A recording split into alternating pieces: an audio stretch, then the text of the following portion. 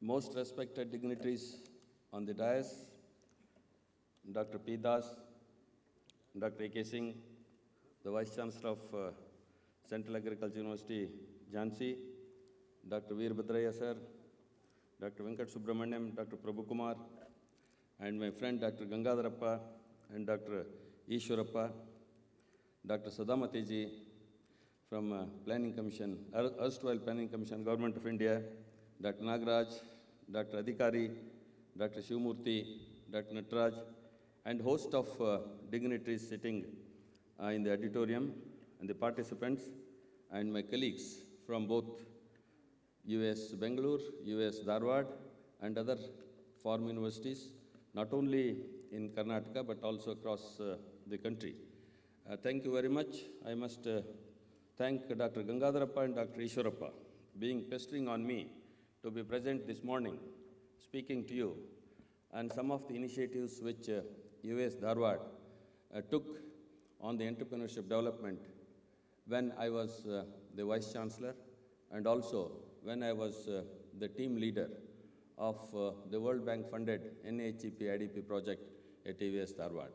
I will be just giving some examples of what we achieved and what we did at US Dharwad that I will be speaking to you. And once again, I see, as rightly mentioned by Dr. Veerbhadraya sir, that I am basically a physiologist. I have nothing to do with extension, but still, I don't know whether it is by choice or by chance.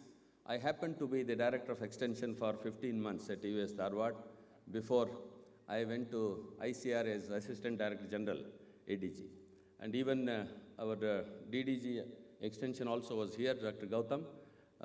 It was nice that it was a really wonderful opportunity for me to serve as Director of Extension at US Dharwad.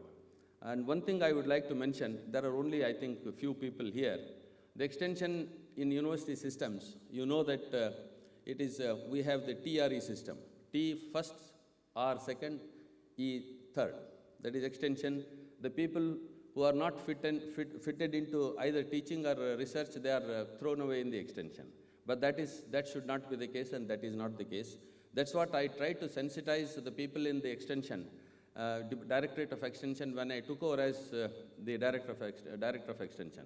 I said that you have greater potential, you have greater capabilities, and you are having more opportunities than the people either in teaching or in research. But only thing is you are not exploiting your potential. You have everything, but you are not exhibiting your potential. That's what I tried to sensitize, and I can say that I was successful in sensitizing a lot of people. That time, there were nearly about 40 faculty in the Directorate of Extension, including KVKs, Extension Education Units, and the Department of Agricultural Extension and Teaching in all the campuses.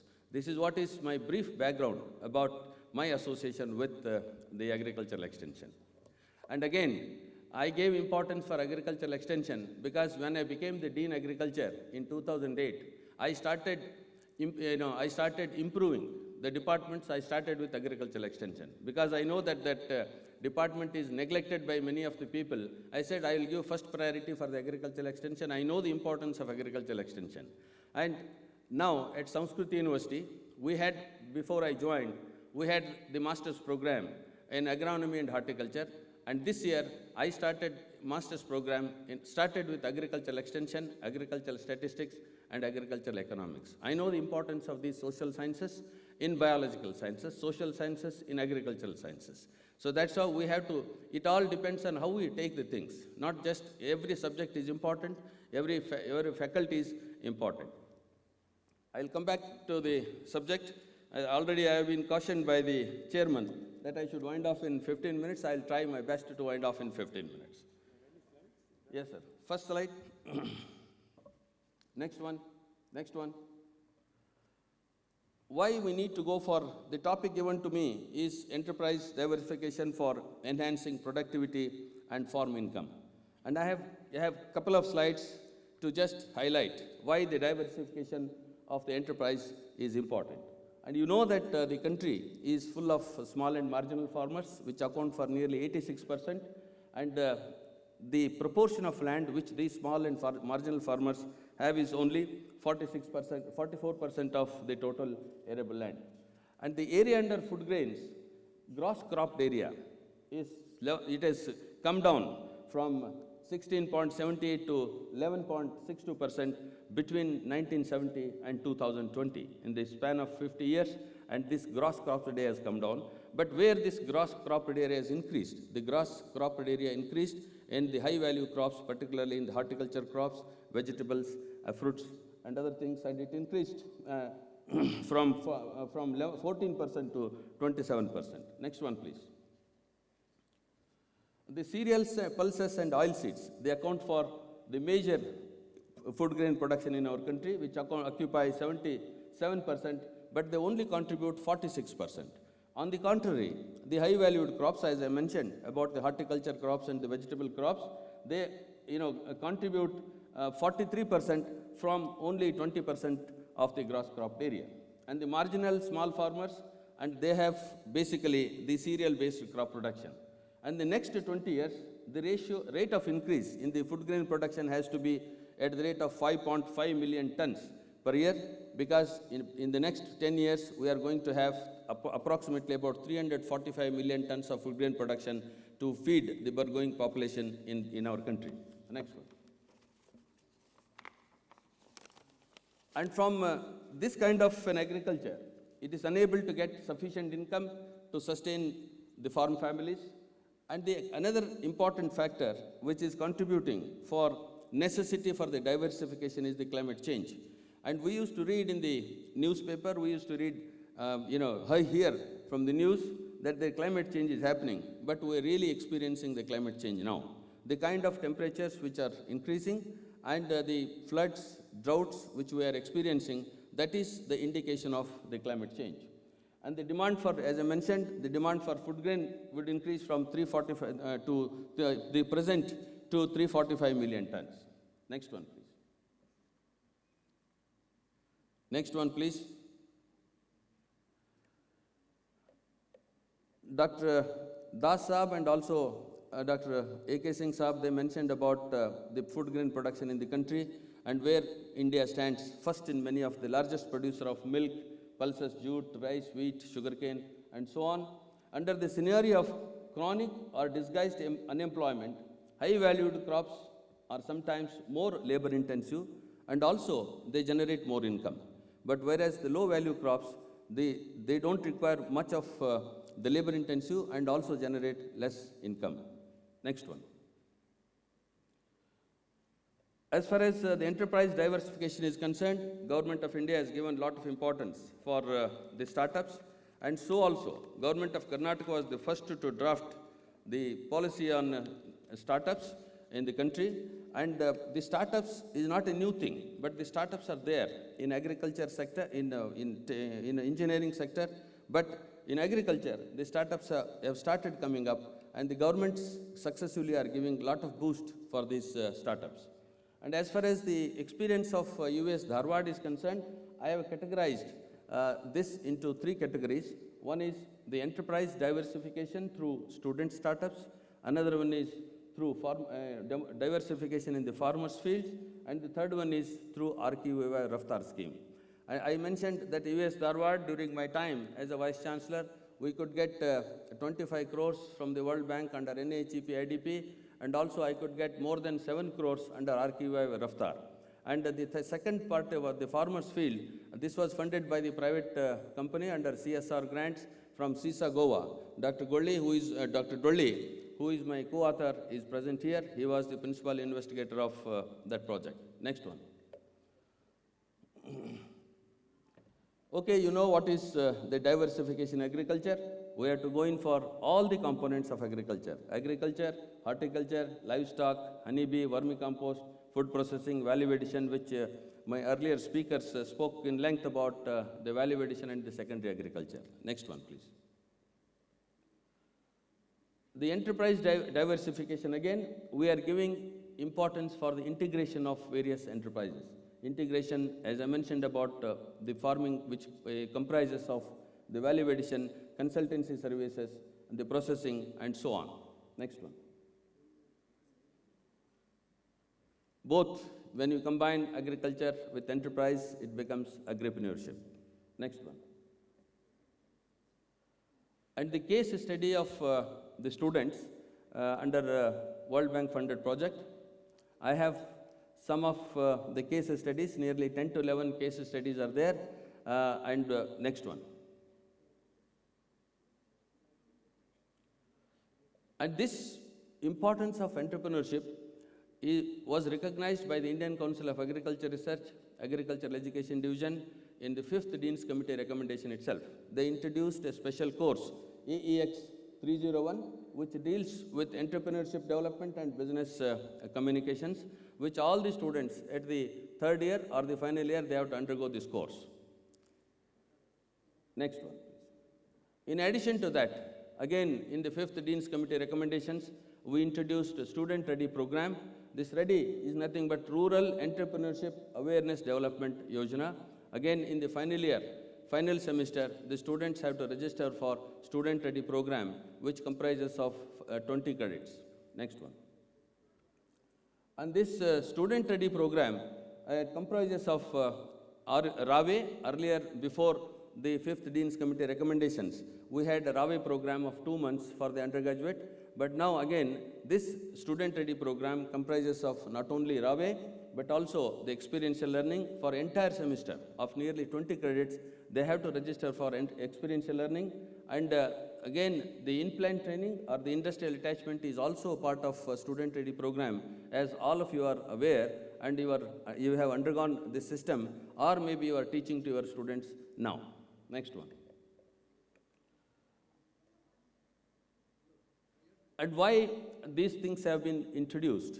Because you know that most of the students getting admitted to agriculture universities are from the rural background. Almost 50% of the students come from the farm families. Next one.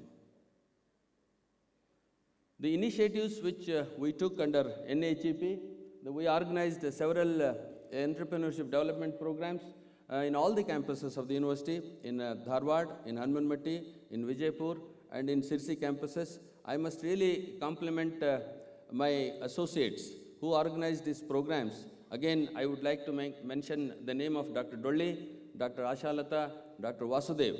They took immense interest in organizing these entrepreneurship development programs for all the undergraduate students, whether it is BSc Agriculture, Marketing, Community Science, or the food technology or forestry, any kind of students.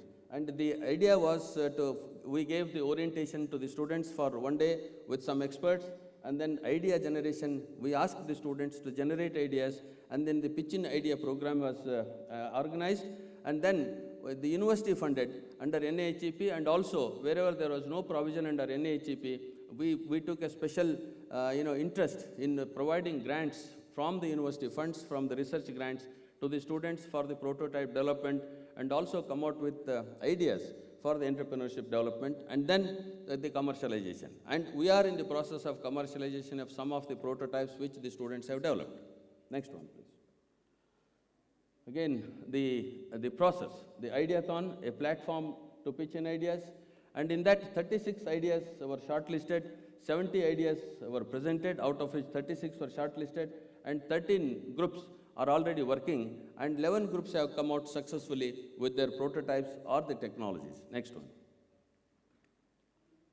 This again, the statistics, how many students participated, and we gave social equity also. We gave a representation for gender equity, social equity, which are under the norms of World Bank, and we strictly followed the regulations of the World Bank and ICR. Next one.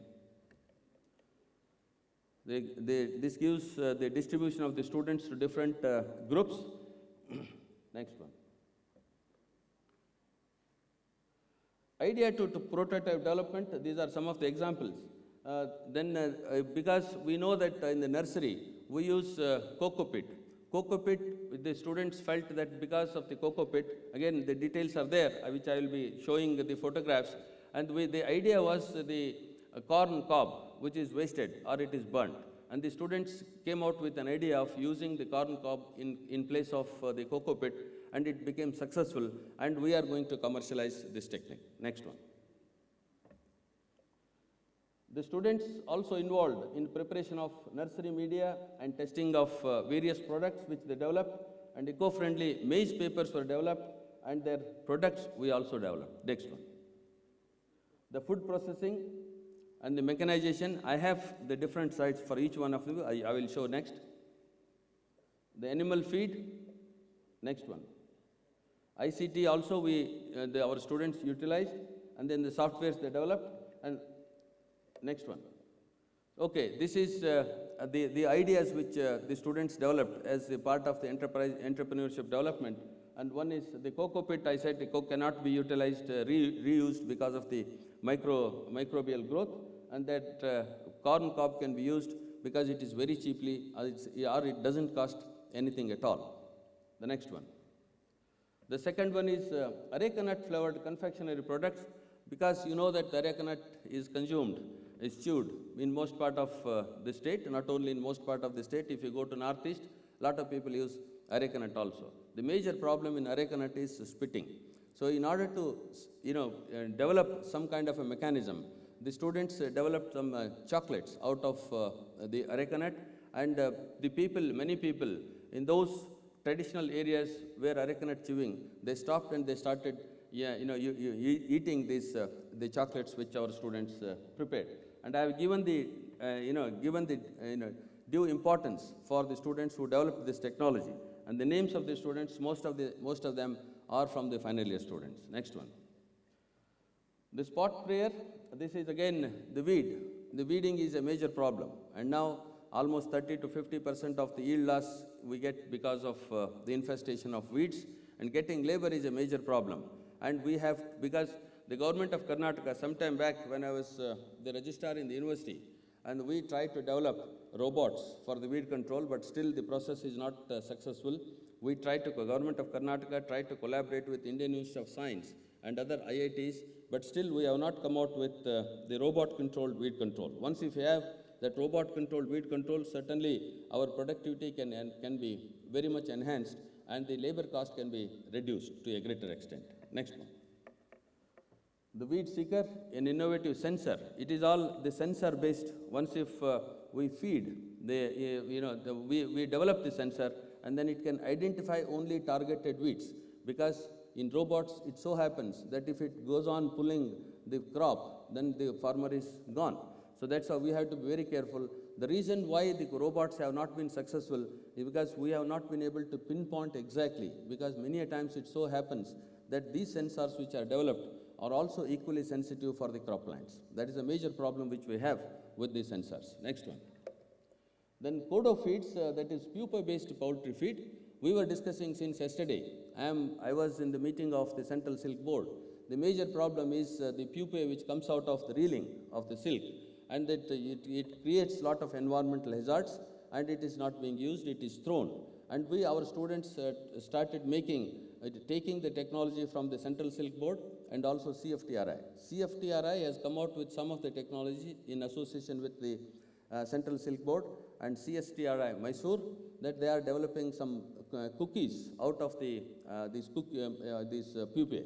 And our students are using this pupae not only for the human consumption, but as a poultry feed.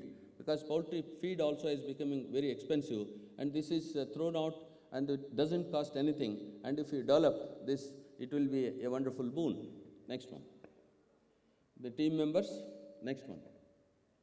Then value-added products from the watermelon rinds, because again, there are two things. One is throwing away the watermelon rinds and also throwing away the watermelon seeds. Even the developed seeds, they have a very high value, the proteinaceous ones. We throw away the seeds and also the rind. And our students try to use these rinds for making the chocolates, and they have been successful. Next one, please. These are the team members. Next one. Then use of paint rollers to paint areca nut.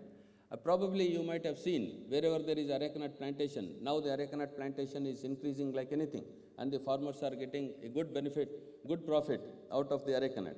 Wherever you go to areca nut fields, you see that almost 50% of the trunk of areca nut is smeared with this lime. So that's why, because this smearing with the lime is a labor intensive and is very costly, and our students are working on it, and they have been successful in developing this technique of, this prevents the stem bleeding and also causes severe losses. And farmers paint the stem with lime and copper-based fungicides, and developing a cost-effective, locally manufacturable tool, which in turn reduce the drudgery and they save the time. Next one, please. These are this is the team. They are involved in this. Next one. Then the flower drink. Many times the flower petals, particularly what in the drinks we use rue afza. That is rose petals are being used very frequently. But other than the rose petals, we can also use other petals because they are very rich in antioxidants. Whenever you see the colored compounds, colored materials, you can just eat and you can just consume because they are very rich in antioxidants, and they try to reduce the reactive oxygen species generated in the body because of any kind of stress or any kind of problems. And our students have been successful in making the drinks using the flower petals, taking the flowers thrown away and cleaning and sterilizing. They have tried to utilize this for preparing the drinks. Next one. Fibro BioWare and making daily life eco-friendly. They are using many of the products like the pseudo stem of banana, the maize husk, and other things. They are preparing the papers and the paper bags, which are an alternative for the plastics. Because plastics, what damage the plastics have caused, almost I can say that the amount of plastics we are generating is enormous, and that is really polluting the environment and also creating a lot of health hazards, not only for the human beings, but also for the cattle and the microorganisms. Next one, please. These are the examples of other products. Next one, please. This is the team. Next one. Then Areca Karmik, 1 or 2 are there, another 1 or 2 minutes. So we have prepared from the Areca nut, which I mentioned already. Next one, please. The app has been developed because, again, for workforce in the Areca nut field is very less, and the students have developed an app.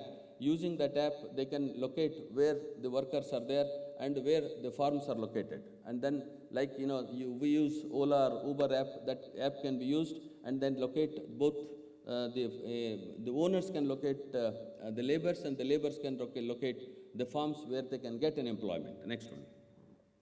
Then grain filler come grain cleaner. Grain filling is a big process, and they are trying to develop vacuum assisted grain filling system. Next one. Next one. Modified seed dibbler. Seed dibbling, particularly in high value crops and the costly, like in cotton, we go for seed dibbling, and also in pigeon pea, we go for seed dibbling. In such cases, the automated seed drillers our students have developed. Only thing is, it needs to be commercialized. The prototypes have already been developed, and they are in the university. Next. I will just mention 1 or 2 sentences about the Sisa Goa. The problem with Sisa Goa, because Sisa Goa is a mining company, and in Chitradurga they were going for the extensive mining process.